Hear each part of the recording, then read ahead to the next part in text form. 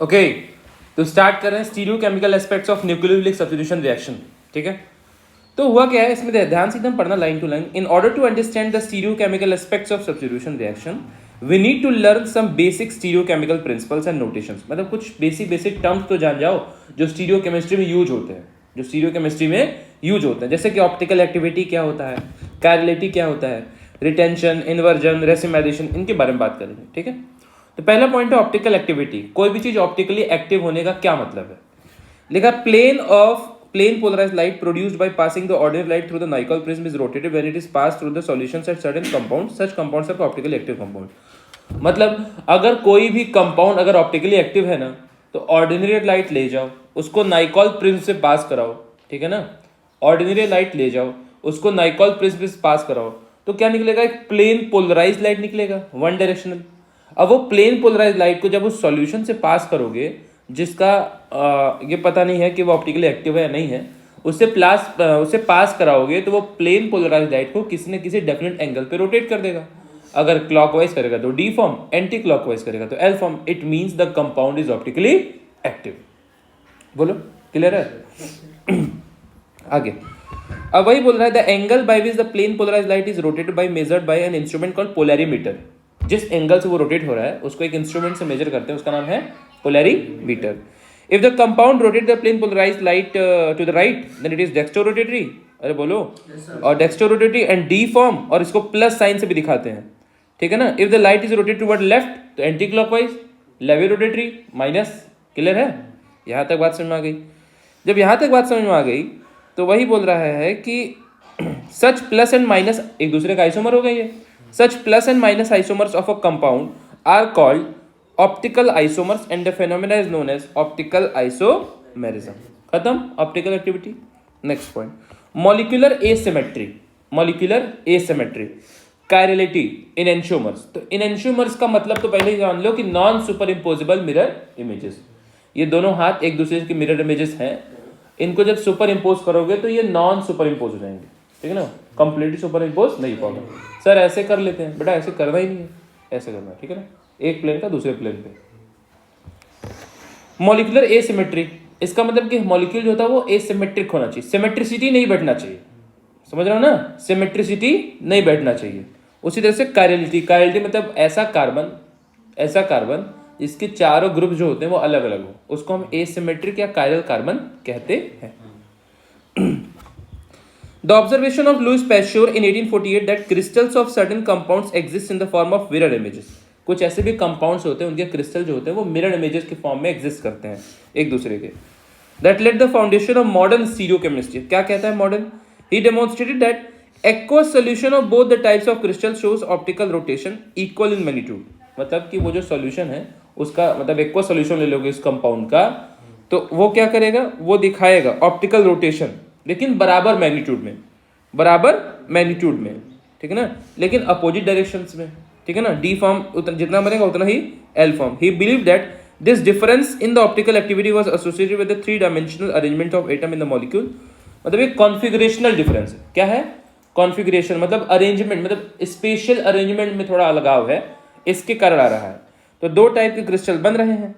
अब यहां तक अगर बात समझ में आ गई तो बेटा ये एक दूसरे के क्या होंगे, ये नॉन सुपर इम्पोज होंगे, that is not super imposed.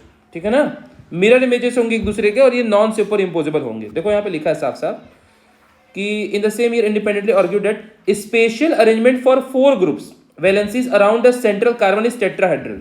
सीधी सी बात है, एक कार्बन से जब 4 बॉन्ड लगते हैं 4 सिग्मा, तो स्टीरिक नंबर बैठा 4, sp3 हाइब्रिडाइजेशन, तो वो टेट्राहेड्रल ही तो होता है।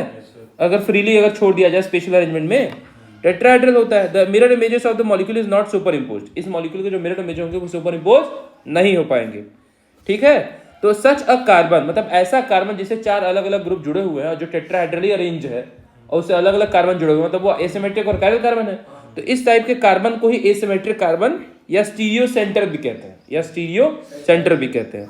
The resulting molecule would lack symmetry. अब इसमें सिमेट्री तो बैठ नहीं पाएगी, सिमेट्री नहीं बैठ पाएगी, मतलब ये अपना ये स्टीरियो आइसोमर बताएगा।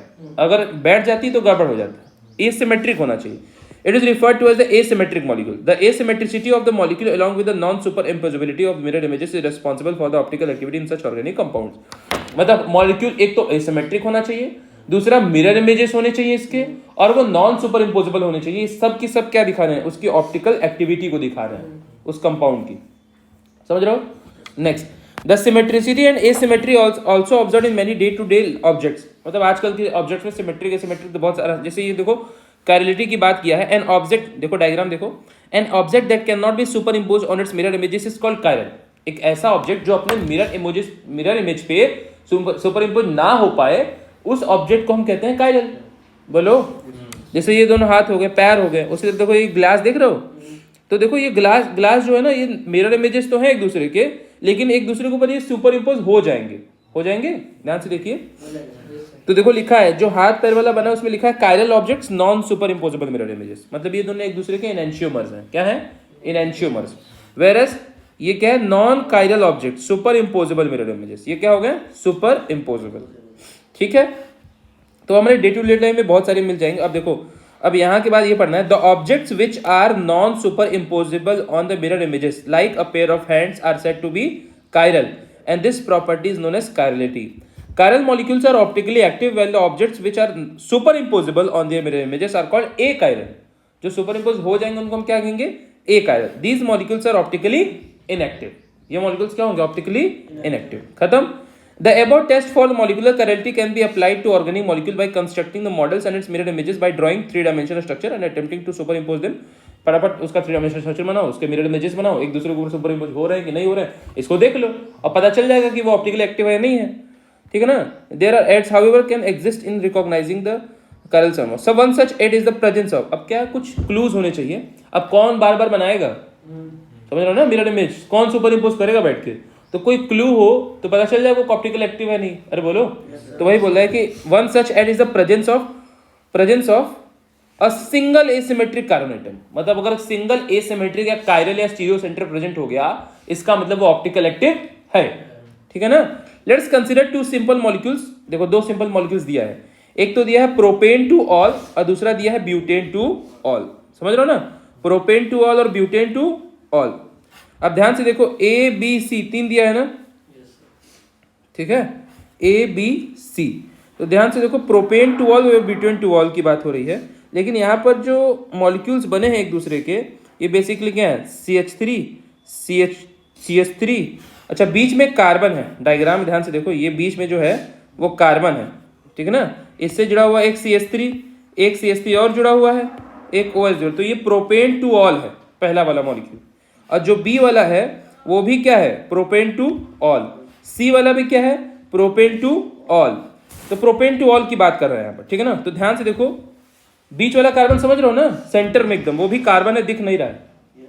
ठीक है ना? तो प्रोपेन टू ऑल में ध्यान से देखो, तो पहले वाले कार्बन में CH3 लेफ्ट साइड है और उसका जस्ट मिरर इमेजेस बना बी वाला। देखो, mirror image of propane two all. अब बी वाले को फिर से अगर हम घुमा दिए तो वो पहले वाले की तरफ बन जाएगा, ए की तरफ। तो वही देखो, रोटेटेड मिरर इमेजेस देखो एकदम बन गया ए की तरफ। मतलब ए और सी बराबर ही है, ए और सी एक जैसा ही है।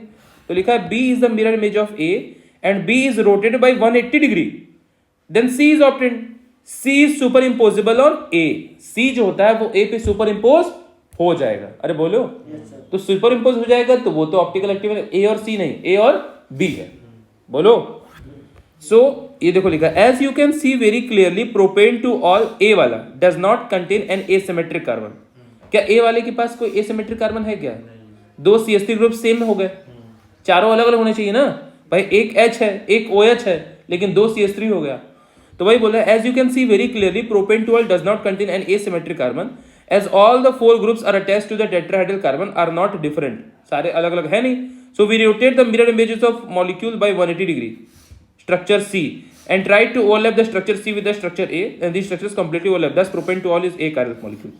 इसका मतलब किसी तरीके से भी रोटेट करके किसी भी पॉसिबिलिटीज में अगर कोई भी एक पेयर अगर सुपर इम्पोज हो गया, इसका मतलब वो मॉलिक्यूल ऑप्टिकल इनएक्टिव है। और किसी भी संभावना से, किसी भी पॉसिबिलिटी से अगर वो सुपर इम्पोज नहीं हो पा रहा है तो डेफिनेटली वो मॉलिक्यूल ऑप्टिकल एक्टिव है। मतलब उसके अंदर जरूर ना जरूर कायरल सेंटर होगा। यहाँ पर तो कायरल सेंटर है ही नहीं, ऐसे ही पता चल गया। तो मिरर इमेजेस बनाने की भी जरूरत नहीं।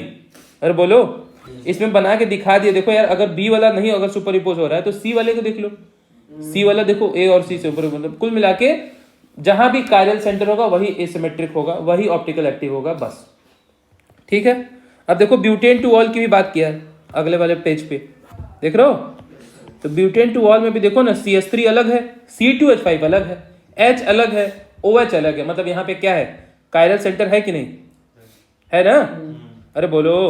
तो देखो D से E बना है, उसका ये क्या है, मिरर इमेज है। और फिर E को जब तुम रोटेट कर दिए कितना, 180 डिग्री, ध्यान से देखो, क्या D और F बराबर हैं? क्या D और F बराबर हैं? देखो D और F में क्या है, C2H5 D में नीचे है और C2H5 F में जो है वो ऊपर है, मतलब किसी तरीके से अपना अरेंज करके non super imposable mirror images बना दे रहे हैं, ये बना दे रहे हैं ऊपर नीचे करके, समझ रहे हो ना? लेकिन प्रोपेन टू ऑल में ऐसा नहीं हो रहा था, ब्यूटेन टू ऑल में ऐसा हो रहा है।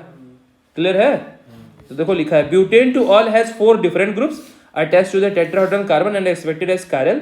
सम common examples of chiral molecules such as the, अब देखो कुछ कायरल मॉलिक्यूल्स के कॉमन एग्जांपल्स दिए हुए हैं, ये आपको याद करने की जरूरत है नहीं भाई, बनाओगे खुद ही पता चल जाएगा। जैसे यहाँ पे लिखा है देखो 2 क्लोरोब्यूटेन, तो ब्यूटेन बना दो और उस पर 2 नंबर पे क्लोरीन डाल दो, है कि नहीं? अब जिस कार्बन से क्लोरीन जुड़ा हुआ है वो मान लो एक अलग ग्रुप हो गया। अब कार्बन के बाएं तरफ 2 कार्बन है, एथाइल ग्रुप, तो ये 2 कार्बन अलग हो गया। कार्बन के दाएं तरफ क्या है, 1 कार्बन है और कार्बन से एक हाइड्रोजन जुड़ा हुआ है, मतलब चारों डिफरेंट ग्रुप्स हैं, चारों क्या है, डिफरेंट ग्रुप्स है। तो ये क्या है, कायरल कार्बन है, स्टीरियो सेंटर है, एसिमेट्रिक कार्बन है। अरे बोलो, तो यहाँ पे ऑप्टिकल एक्टिव होगा, तो वैसे ही सारे हैं, ठीक है ना? तो जैसे देखा 2 क्लोरोब्यूटेन, 2,3 डाइहाइड्रोक्सीप्रोपेनॉल, सब कुछ देख लेना है, ठीक। अब नेक्स्ट लिखा है the stereo isomers related to each other are non super imposable mirror images. Sir मतलब वो स्टीरियो आइसोमर्स जो एक दूसरे रिलेटेड है, दोनों एक दूसरे के सुपर मिरर इमेजेस हैं और वो नॉन सुपर इम्पोजेबल है, ऐसे स्टीरियो आइसोमर्स को क्या कहते हैं, इनएंशियोमर्स। क्या कहते हैं, इनएंशियोमर्स, याद रहेगा ना? The stereo isomers related to each other are as non super imposable mirror images are called enantiomers, ठीक है ना? देखो फिगर 10.7 भी दिखा रहा है ये molecule, a chiral molecule and it's mirror images. देखो ना सेंटर में ये व्हाइट वाला है और देखो चारों अलग अलग, देखो पर्पल है, ग्रीन है, समझ रहे हो ना, ऑरेंज है, ये ब्लू है, तो कायरल सेंटर ही है, एक दूसरे के मिरर इमेजेस ही है, नॉन सुपर इम्पोजेबल। तो ये एक दूसरे के क्या, इनएंशियोमर्स है। क्या है, इनएंशियोमर्स। लिखा है enantiomers possesses the identical physical properties, मतलब कि फिजिकल प्रॉपर्टीज और केमिकल प्रॉपर्टीज के मतलब समझ गए ना? फिजिकल प्रॉपर्टीज का मतलब जैसे डेंसिटी, मेल्टिंग पॉइंट, समझ रहे हो ना, बॉइलिंग पॉइंट, ये सारी बातें होती हैं, ठीक है ना, बॉइलिंग टेम्परेचर। और केमिकल प्रॉपर्टी मतलब केमिकल रिएक्शंस, मतलब बॉन्ड्स का टूटना, बॉन्ड्स का बनना, स्टेबिलिटी ऑफ मॉलिक्यूल, ये सब देखते हैं केमिकल रिएक्शंस में। फिजिकल में यही सब है, melting point, boiling point, temperature, ये वो, डेंसिटी, समझ रहे हो ना?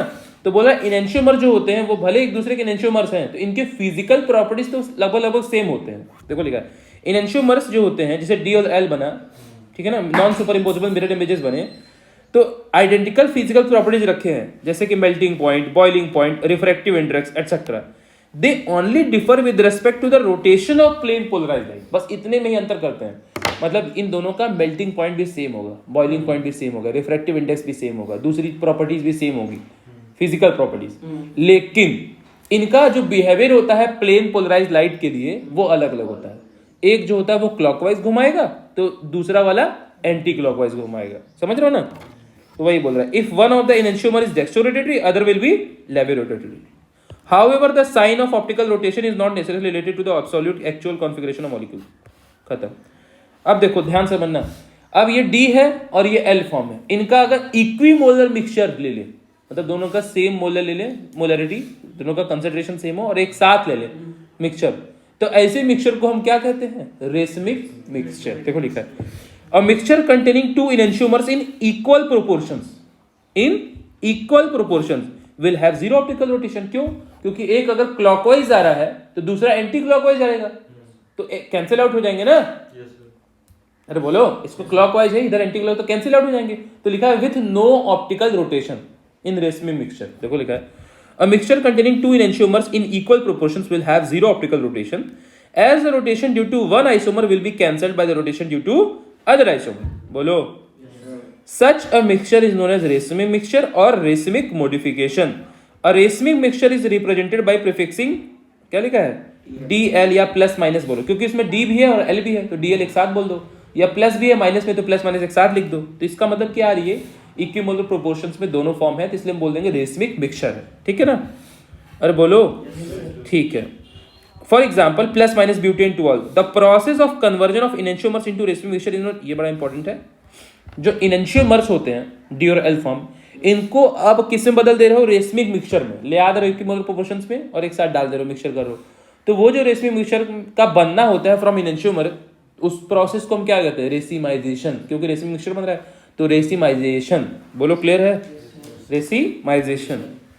अब आगे, अब बात होती है बेटा रिटेंशन की। क्या है रिटेंशन, पहला क्या पढ़े थे, इससे पहले क्या पढ़े थे बेटा, मॉलिक्यूलर एसिमेट्रिसिटी पढ़े थे। ये सब ऑप्टिकल एक्टिविटी के टर्म्स हैं, समझ रहे हो ना। अब रिटेंशन का मतलब क्या होता है ये भी देख ले रहे हैं। Retention of configuration is the preservation. Retention मतलब रिटेन, समझ रहे हो ना, वो तो वो चीज बदला नहीं, वो चीज प्रिजर्व रहा, वैसे ही रहा। ठीक है ना, तो retention of configuration is the preservation of spatial arrangement of bonds to an asymmetric centre during a chemical reaction और ट्रांसफॉर्मेशन। कोई भी केमिकल रिएक्शन हो गया, कोई भी चीज मॉलिक्यूल जो होता है एक फॉर्म से दूसरे फॉर्म में बदल गया, उसके बाद भी जो बॉन्ड्स का अरेंजमेंट है वो रिटेन रहा, बॉन्ड्स का जो अरेंजमेंट है जिस तरफ रहा वो रिटेन रहा। तो ऐसी प्रॉपर्टी को हम क्या कहते हैं, retention. In general if during reaction no bond to the stereo centre is broken, मान लेते हैं कोई भी रिएक्शन हो रहा है तो स्टीरियो सेंटर मतलब क्या, समझ रहे हो ना, कायरल कार्बन, एसिमेट्रिक कार्बन, तो स्टीरियो सेंटर के अराउंड जो है कोई भी बॉन्ड नहीं टूट रहा है, ठीक है ना, रिएक्शन के दौरान। द प्रोडक्ट मतलब स्टीरियो सेंटर के अराउंड नहीं टूट रहा है, कहीं और तो टूटेगा ही। अरे टूटेगा तभी तो केमिकल रिएक्शन होगा भाई, पुराने बॉन्ड टूटते हैं, नए बॉन्ड बनते हैं, बट स्टीरियो सेंटर के अराउंड कोई भी बॉन्ड नहीं टूट रहा है। स्टीरियो सेंटर मतलब जो कायरल कार्बन है उसके अराउंड कोई भी बॉन्ड नहीं टूट रहा है। उसके बाजू वाले कार्बन में कार्बन और OH जुड़ा हो तो वो टूट जाएगा, मगर यहां नहीं टूट रहा है इन दोनों के बीच बॉन्ड, तो उसमें क्या होगा, रिटेंशन होगा। देखो लिखा है फॉर एग्जाम्पल, ठीक है ना, if during reaction no bond stereo centre is broken the product will have the same general configuration of the groups around the stereo centre as that of reactant. Product का भी वही होगा configuration जैसा reactant का था।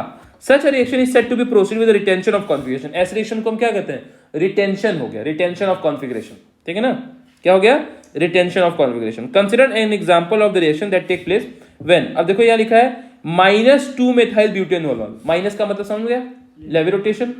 2 methyl butanol is heated with a concentrated hydrochloric acid. देखो -2 methyl butane 1 ol, 2 methyl butane 1 ol मतलब 4 carbon का मॉलिक्यूल है, एक कार्बन पे OH लगा है पहले वाले पे, अरे बोलो, और दूसरे वाले पे मेथाइल। देखो ना OH किससे जुड़ा है, इस पहले कार्बन से, दूसरे कार्बन से एक मेथाइल ग्रुप ऊपर की तरफ जुड़ा हुआ है, फिर थर्ड, ये फोर्थ। ठीक है ना, अब ध्यान से देखो कौन वाला कार्बन, एक कायरल कार्बन है, तो पहचान ही लोगे।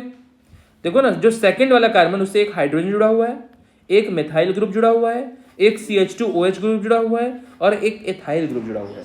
ठीक है ना, तो ये एक कायरल कार्बन है, इसके अराउंड अगर बॉन्ड टूट रहे हैं बेटा तब तो गड़बड़ है, तब तो रिटेंशन नहीं हो पाएगा। इससे बाजू वाले कार्बन के साथ कोई बॉन्ड बना हो और वो बॉन्ड टूट रहा है तो बात अलग है, वो रिटेंशन हो जाएगा। ठीक है ना, तो देखो HCl से हम इसको हीट कर रहे हैं, तो HCl से हीट करेंगे, जाहिर सी बात है OH is replaced by Cl।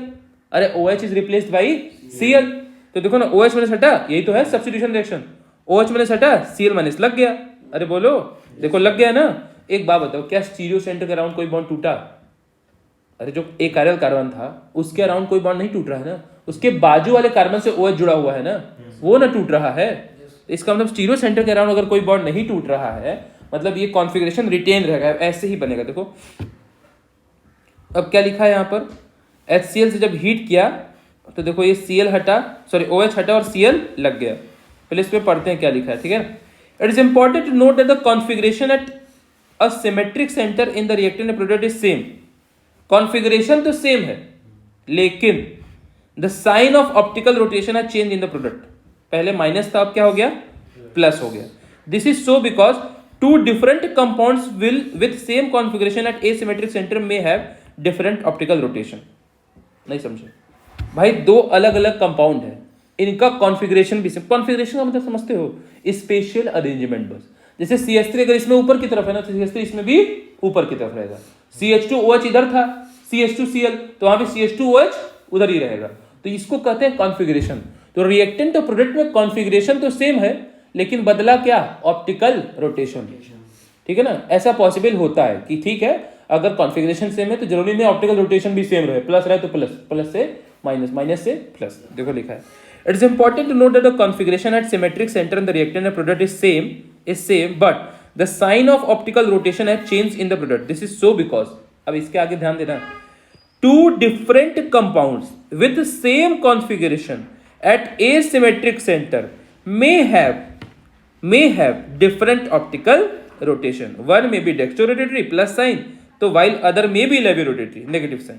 समझ रहे हो? तो इसको हम क्या कह दिए, रिटेंशन। तो रिटेंशन में D से L बन सकता है, प्लस से माइनस बन सकता है, बट कॉन्फ़िगरेशन चेंज नहीं होगा। क्लियर है? उसी तरह से होता है इन्वर्जन। तो इन्वर्जन कहाँ पढ़े, इन्वर्जन दिमाग लगाओ, ठीक है ना, छाता पलट जाना, तो छाते का कॉन्फ़िगरेशन तो चेंज हो गया है कि नहीं?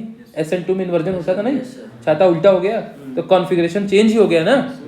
अरे बोलो, जबकि SN1 में जैसे Cl इधर था, इधर ही का Cl निकल जाता, इधर ही OH लग जाता था, तो वो रिटेन रहता था। तो SN1 में तो रिटेंशन हो रहा है SN1 में, लेकिन SN2 में इन्वर्जन, क्योंकि Cl इधर से हट रहा है तो इधर से OH लग रहा है। याद करो, बल्कीनेस कम होने चाहिए। SN2 में सिंगल स्टेप रिएक्शन होता था, Cl हटता था, OH सेम साइड लगता था, वन स्टेप रिएक्शन था। तो जो पहले CH3 इधर था, अब CH3 इधर हो जाएगा, मतलब छाता पलट जाएगा। तो उसको हम कहते हैं इन्वर्जन। इन्वर्जन किस में होता है? SN2 में। अरे बोलो भाई। देखो अगला टॉपिक है इन्वर्जन, रिटेंशन और रेसिमाइजेशन, सब एक साथ दिया है, ठीक है ना, ध्यान से समझना। There are 3 outcomes for a reaction at asymmetric carbon. अगर एक कार्बन एसिमेट्रिक है तो उसके 3 पॉसिबिलिटीज हो सकते हैं। क्या क्या हो सकते हैं? When a bond directly linked to the asymmetric carbon atom is broke हो गया, मतलब कि स्टीरियो सेंटर के अराउंड का बॉन्ड टूट गया, तब क्या हो गया, कॉन्फ़िगरेशन जो होता है वो चेंज हो जाएगा, ठीक है ना। Consider the replacement of a group X by Y in the following reaction. देखो ये 3 पॉसिबिलिटीज हैं। सेंटर वाला देखो, बीच वाला मेन रिएक्टेंट है, ठीक है ना। अब देखो Y में क्या कर दिया गया, ध्यान से देखो। If A is only the compound obtained, the process is called retention. The process is called retention. देखो ना, सेंटर वाले से Y से रिएक्शन हुआ और देखो A बन गया, तो X हटा और Y लग गया, X हटा और Y लग गया। तो ध्यान से देखो कि कॉन्फ़िगरेशन तो सेम ही रहा ना। अरे बोलो, तो इसको हम क्या कह दिए, रिटेंशन ऑफ कॉन्फ़िगरेशन, ठीक है ना। Note that the configuration has been rotated in A, मतलब note that the configuration has been rotated in A में कॉन्फ़िगरेशन जो होता है वो रोटेट किया है। If B is only the compound obtain the process is called inversion. केवल B ही मिलता सेंटर वाले से, देखो ध्यान से, सेंटर वाले से B वाले में देखो क्या चीज चेंज हुआ है, बताओ। तो आंसर है सर ऐसे हो गया, तो क्या हो गया, इन्वर्ट हो गया, इसको इन्वर्जन कहते हैं। तो लेफ्ट साइड वाला तो केवल अगर मिलेगा तो इन्वर्जन, और केवल राइट साइड वाला मिलेगा तो रिटेंशन, ठीक है ना। केवल लेफ्ट साइड वाला मिला तो इन्वर्जन, केवल राइट साइड मिला तो रिटेंशन, लेकिन दोनों अगर मिल गया तो रेसिमाइजेशन। क्या मिलेगा, ठीक है। देखो यहां लिखा है, if A is only the compound obtained the process called retention, ठीक है ना। If B is only the compound obtained the process is called inversion of configuration has been inverted in B। लिखा है, but if a 50-50 mixture of A and B is obtained then the process is called racemisation and the product is optically inactive हो जाएगा। As one isomer will be rotate the plane polarised in the direction opposite to other. भाई एक इधर घुमाएगा तो एक उधर घुमाएगा, तो ओवरऑल तो कैंसिल हो जाएगा ना। तो रेसिम मिक्सचर में ऑप्टिकल एक्टिविटी खत्म हो जाती है। रेसिम मिक्सचर में ऑप्टिकल एक्टिविटी खत्म हो जाती है। ऑप्टिकल एक्टिविटी तभी तक रहेगी जब तक प्लेन पोलराइज्ड लाइट अपने इनिशियल एंगल से रोटेट होता रहेगा, लेकिन यहाँ पे रोटेट ही नहीं हो पाएगा, कैंसिल हो जाएगा, ठीक है ना। Now let us have a fresh look at SN1 SN2 mechanism by taking examples of optically active alkyl halides। क्यों optically active alkyl halides ले रहे हैं? क्योंकि अब हमको देखना है कि SN1 SN2 में किसमें इन्वर्जन हो रहा है और किसमें रिटेंशन हो रहा है। बोलो। तो भाई देखो लिखा है, in case of optically active alkyl halides the product formed as a result of SN2। अब SN2 में क्या होता है तुमको याद हो गया, छाता पलट गया तो इन्वर्जन होता था। तो SN2 mechanism has the inverted configuration, लिखा है ना, as compared to the reactant। Reactant का इन्वर्टेड कॉन्फ़िगरेशन मिलेगा SN2 के केस में। This is because the nucleophile attach itself on the side opposite to where the halogen atom is present। भाई halogen atom इधर था प्रेजेंट, ये धीरे धीरे बॉन्ड टूट रहा था और धीरे धीरे OH माइनस इधर से आ रहा था, तो अपोजिट साइड से ना आ रहा है, तो इसको कहते हैं इन्वर्जन। अगर सेम साइड से आता तब वो रिटेंशन होता है SN1 के केस में जैसे होता है, ठीक है ना। लिखा है when -2 bromo octane is allowed to react with sodium hydroxide, तो plus octane two ol is formed with the OH group occupying the position opposite to that of bromide has, देखो यहाँ से Br निकला और OH होता है back side से attack किया है कि नहीं। हालांकि यहाँ पे बहुत ज्यादा वो है बल्कीनेस है, अगर SN2 मान लो हो ही गया तो ये बैक साइड से अटैक किया, OH लग गया। Thus SN2 देखा ना, the SN2 reactions of optically active halides are accompanied by inversion of configuration, तो कॉन्फ़िगरेशन हमेशा इन्वर्ज हो जाता है, इन्वर्ट हो जाता है। क्या हो जाता है? इन्वर्ट। अब लिखा है in case of optically active alkyl halides SN1 reactions are accompanied by racemization। क्या हो रहा है? SN1 में दोनों हो रहा है, SN2 में तो क्लियर हो गया इन्वर्जन, SN2 में इन्वर्जन, लेकिन SN1 में दोनों हो रहा है, केवल वो रिटेंशन नहीं, दोनों हो रहा है। देखो इसलिए इसमें लिखा है रेसिमाइजेशन। 10 लिखा है in case of optically active alkyl halide अगर है तो SN1 reactions are accompanied by racemization. Can you think of the reason why it happens? Actually, the carbocation formed in the slow step being sp2 hybridized is achiral. The attack of nucleophile may be accomplished from either side of the plane of the carbocation, resulting in the mixture of product one having, ठीक है। इसका मतलब ये है, देखो समझो, हम करें हम ऑप्टिकली एक्टिव एल्किल हैलाइड ले लिए, मतलब उसमें एक ऐसा कार्बन होगा जो एसिमेट्रिक होगा, चारों डिफरेंट ग्रुप होंगे ऑप्टिकली एक्टिव एल्किल हैलाइड। अगर वो SN1 मैकेनिज्म के थ्रू ऑपरेट हो रहा है तो देखो यहाँ पर देखो लिखा है ना, ये दिया है, अरे बोलो, ये टर्शरी कार्बन दिया हुआ है ना, ब्रोमाइड ब्रोमीन उससे लगा हुआ है, तो इसमें क्या होगा, सबसे पहले हम SN1 में बोले थे 2 स्टेप होता है SN1 is accomplished in 2 step. पहले स्टेप में कार्बोकेटाइन का फॉर्मेशन होता है, उसके बाद अटैक होता है न्यूक्लियोफाइल का। तो देखो ना Br माइनस पहले इसको छोड़ के चला गया, तो इस पे क्या लग गया? प्लस। और ये ऑब्वियसली इस बात है, प्लस है तो समझ लो ना, CH3 और CH2 CH3 के प्लस आई से कम भी हो रहा है, अरे स्टेबिलिटी है ना। तो SN1 अब क्या हो रहा है, SN1 में अब OH माइनस का अटैक होगा, लेकिन जिस तरफ से, अब देखो ये जो कार्बोकेटाइन बना, ध्यान से देखना, क्योंकि कार्बोकेटाइन क्या हो गया, sp2 हाइब्रिडाइज्ड है कि नहीं समझ में आ रहा है। देखो जब ब्रोमीन लगा हुआ था तो इसके पास 4 बॉन्ड थे, sp3, अब Br हट गया तो 3 ही बॉन्ड बचा, 3 ही बॉन्ड बचा तो 3 सिग्मा 0 लोन पेयर, तो स्टेरिक नंबर कितना बैठ गया? 3, तो 3 बटन मतलब एक S का और 2 P का, तो sp2 हाइब्रिडाइज्ड। तो ये जो कार्बोकेटाइन बनता है SN1 में ना, वो sp2 हाइब्रिडाइज्ड होता है। अब sp2 हाइब्रिडाइज्ड जितने भी होते हैं वो ट्राइगोनल प्लेनार होते हैं, याद करो sp2 क्या होते हैं? प्लेनार होते हैं।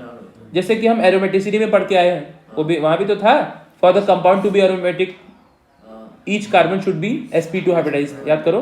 तो sp2 मतलब प्लेनार है, मतलब एक प्लेन में, तो इस ये वाला कार्बन है बीच में, इस पे प्लस लग गया, और ये सब मॉलिक्यूल जो होते हैं इसी के प्लेन में। तो सामने से जो तुम्हारा OH माइनस आएगा ना, Br तो चला गया, अब OH माइनस आएगा तो OH माइनस ऊपर से भी अटैक कर सकता है, OH माइनस नीचे से भी अटैक कर सकता है। अरे बोलो, मान लो Br ऊपर लगा हुआ था, Br हट गया और उसी साइड OH माइनस आ गया, तो उसको क्या कर देंगे? रिटेंशन। और Br इधर से हटा, OH इधर से लग गया, तो उसको क्या कहेंगे? इन्वर्जन। तो दोनों हो सकता है, इसलिए यहाँ पर होता है रेसिमाइजेशन SN1 के केस में। अरे बोलो, देखो यहाँ पे लिखा हुआ है, देखो ध्यान से, ये जो बीच वाला देख रहे हो ना, जिसमें C+ लिखा है, एक ऑर्बिटल ऊपर बना है, एक ऑर्बिटल नीचे, तो भैया P, जैसे sp2 में P3 होते हैं ना एक्चुअली में, तो P2 भरा है, 2 p ऑर्बिटल भरा है, तो एक p ऑर्बिटल खाली है, तो देखो वही वैकेंट p ऑर्बिटल इसे बना के दिखाया इस तरह से, समझ रहे हो ना? अरे बोलो, वैकेंट p ऑर्बिटल इस तरह से बना के दिखाया है। तो देखो ट्राइगोनल प्लेनार है कि नहीं एक प्लेन में, तो OH माइनस देखो ऊपर से भी आ सकता है एक पॉसिबिलिटीज, दूसरा पॉसिबिलिटीज OH माइनस नीचे से भी आ सकता है। इसीलिए ऊपर से आ गया तो देखो प्लस वाला कॉन्फ़िगरेशन बना, और नीचे से वाला आ गया तो माइनस वाला कॉन्फ़िगरेशन बना। मतलब कुल मिला जुला के इन्वर्जन भी हो सकता है और रिटेंशन भी हो सकता है। देखो जिधर Br था उधर ही OH लग गया, किस वाले केस में? कुल मिला के इन्वर्जन और रिटेंशन दोनों हो सकता है, ठीक है ना? सिंपल सी बात है, ठीक। अब ये बात समझ में आ गई, मतलब इसमें दोनों हो सकता है, ठीक है। अब अगला, अभी तक हम लोगों ने क्या पढ़ा? एल्किल हैलाइड के केस में न्यूक्लियोफिलिक सब्स्टिट्यूशन रिएक्शन को खत्म कर दिया। अब एक अगला रिएक्शन आता है, और उस अगले रिएक्शन का नाम होता है एलिमिनेशन रिएक्शन। ये भी आप लोग पढ़ चुके हो जनरल ऑर्गेनिक केमिस्ट्री पार्ट 2 में। एलिमिनेशन में सेटजेफ और हॉफमैन पढ़े थे, याद करो। अच्छे एलिमिनेटर कौन कौन थे? NaNH2 था। KOH एक्वस तो सब्स्टिट्यूशन कराता है, लेकिन KOH अल्कोहलिक हो जाएगा तो एलिमिनेशन पढ़े थे। एग्जाम्पल हमको याद करो, डिहाइड्रोहेलोजनेशन का एग्जाम्पल याद करो। डिहाइड्रोजनेशन का एग्जाम्पल अलग अलग था, E1 में कौन था, E2 में कौन था, ठीक है ना, उसको घर पे जाके रिवाइज करो। अब एलिमिनेशन बचा हुआ है, उसके बाद इस तरह से आगे चीज़ें ऑपरेट होंगी, तो इसको नेक्स्ट क्लास के लिए रखते हैं। Thank you so much.